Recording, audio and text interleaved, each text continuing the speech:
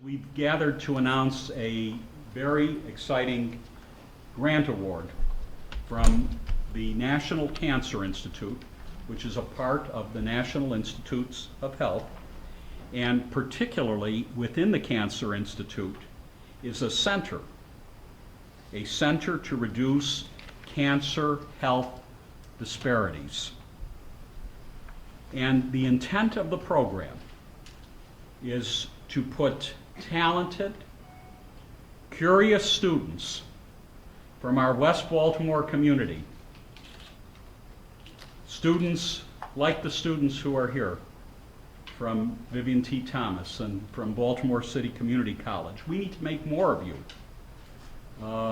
We need to get more young people in our community on a path to rewarding, meaningful, well-paying careers in cancer-related health care and research. So the UMB CURE Scholars Program is a partnership between our university and the University of Maryland Marlene and Stuart Greenebaum Cancer Center. And what we're going to do is to identify middle school students in West Baltimore who are interested in science and healthcare, and will offer them a structured series of programs and opportunities over years that develop their interest in science and open doors to the best jobs in biomedicine. This program, this pilot program, is based on the National Cancer Institute's highly successful CURE Scholars Program, which is increasing the number of cancer researchers from underrepresented groups within our population. And this national program provides a continuum of support and professional guidance to students all the way from high school, like many of you, to their first academic appointment, where they become researchers. And I said it's been very successful in identifying the ranks of cancer scientists and clinicians. But here's what we believe. We believe that ideally we need to start even earlier than high school. If we really want to get our children in this community ready for careers in healthcare, careers dealing with cancer, competitive, demanding careers, then we need to grab onto them early, certainly no later than middle school, and offer them the same kind of structured support that the National Cancer Institute is now giving to older scholars, people at the end of high school, into college. And we need, in doing this, to involve everyone who influences these children in our community, certainly parents and caregivers, their teachers, their clergy, their neighborhood leaders, the organizations, the people in the communities who provide outreach and services. I totally understand and recognize and embrace the fact that this has got to be a partnership, a coalition of everybody who cares about the community of which this university is a part. So the UMB CURE Scholars Program is built on already strong partnerships we've developed with the mayor's office, with our West Baltimore schools, with churches in our community, with neighborhood associations, together with fellow colleges and universities, so that we already have a critical mass of people toward this effort who are supporting students in what we hope will ultimately become a rigorous years-long program. And we have some of these partners here with us today. I'd like to recognize them. From the mayor's office, we have Assistant Deputy Mayor for Health, Human Services, Education, and Youth.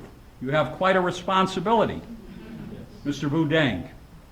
Mr. Deng, I know we have the same goals for the youth of Baltimore City. Look forward to working with you.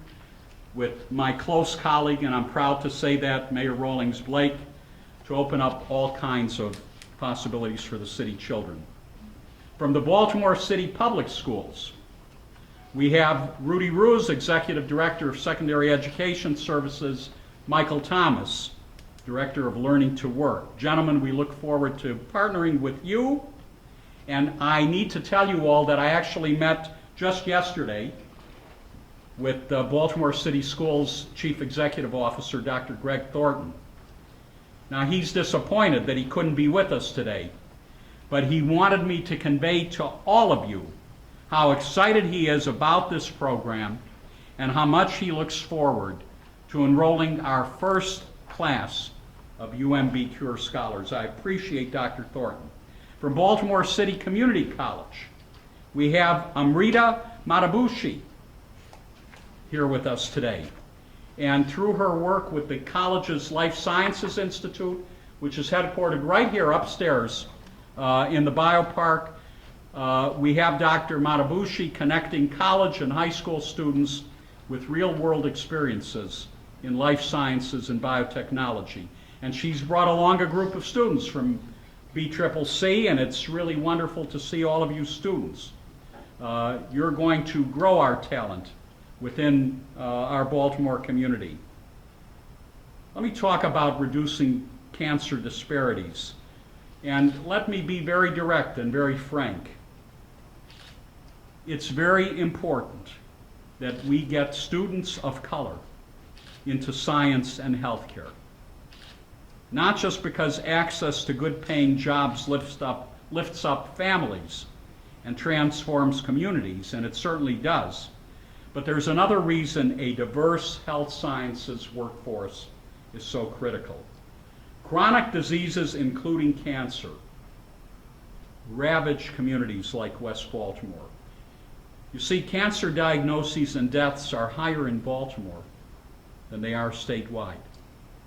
In fact, the cancer mortality rate among our city's African American residents is nearly 50% higher than the rest of the state. We need people of these communities, of different races and ethnicities, to pursue biomedical research and clinical training. We need people of different socioeconomic backgrounds to pursue biomedical research and clinical training.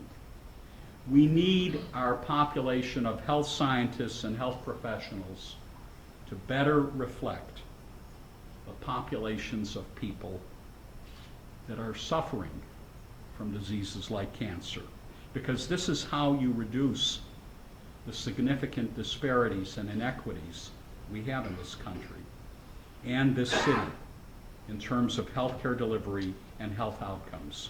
This is how you improve the health of populations hardest hit by chronic diseases like cancer. So the students in our schools right now, and the ones who will come after them, you and they can play a huge role in slowing or stopping the cancer epidemic that's happening right now in our own neighborhoods.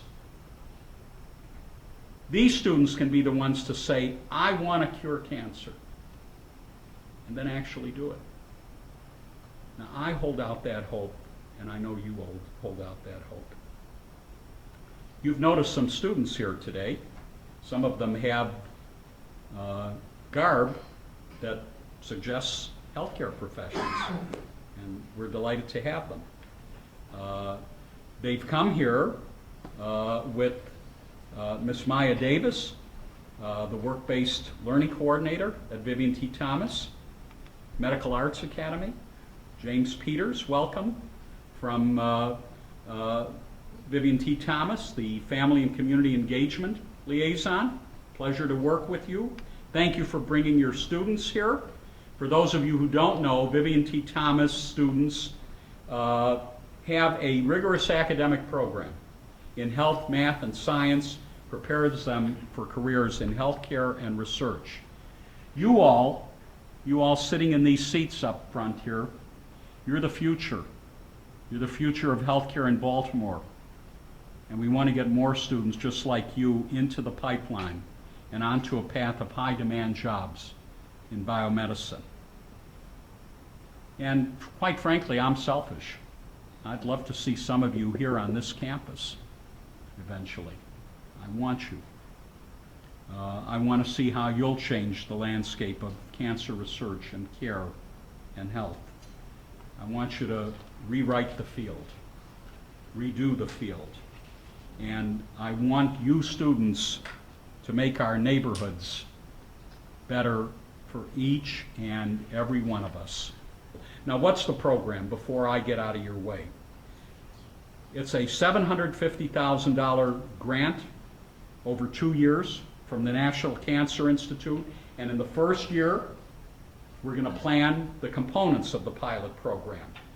We'll first take a look and study the successes and the failures of existing STEM career pipeline programs, especially at the start of the middle school level. We've learned already there's not much going on along these lines around the United States.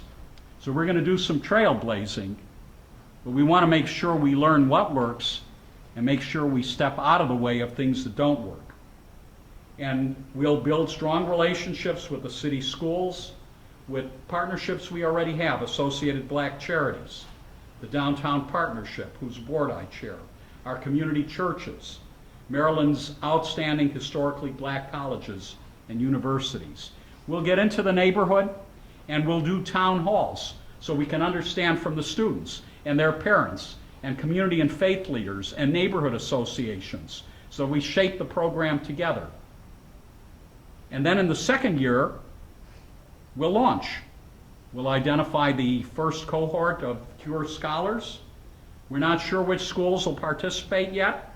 We're just now embarking on the planning phase in conjunction with Dr. Thornton and the city schools. But we envision initially capturing about 24 students for a pilot program enrolled from West Baltimore middle schools, and we'll engage them in a continuum of career development activities. Saturday programs for hands-on experience in basic science through laboratory experiments. Students will visit our campus.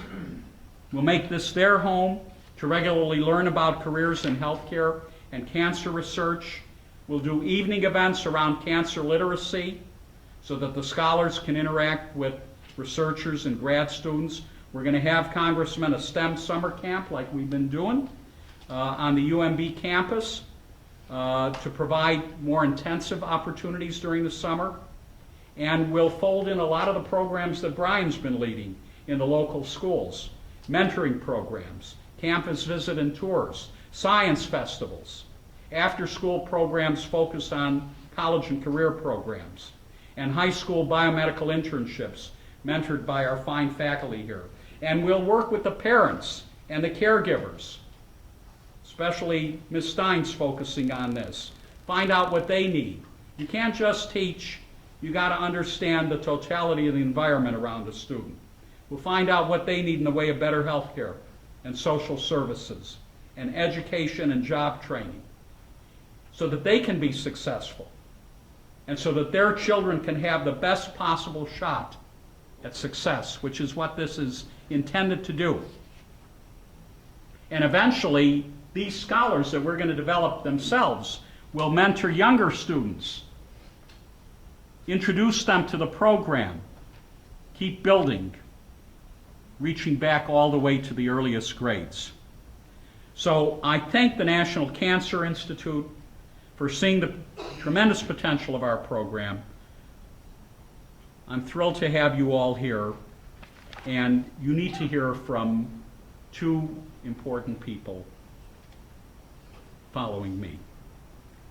I've already acknowledged Dr. Springfield, Director of the National Cancer Institute Center to Reduce Cancer Health Disparities.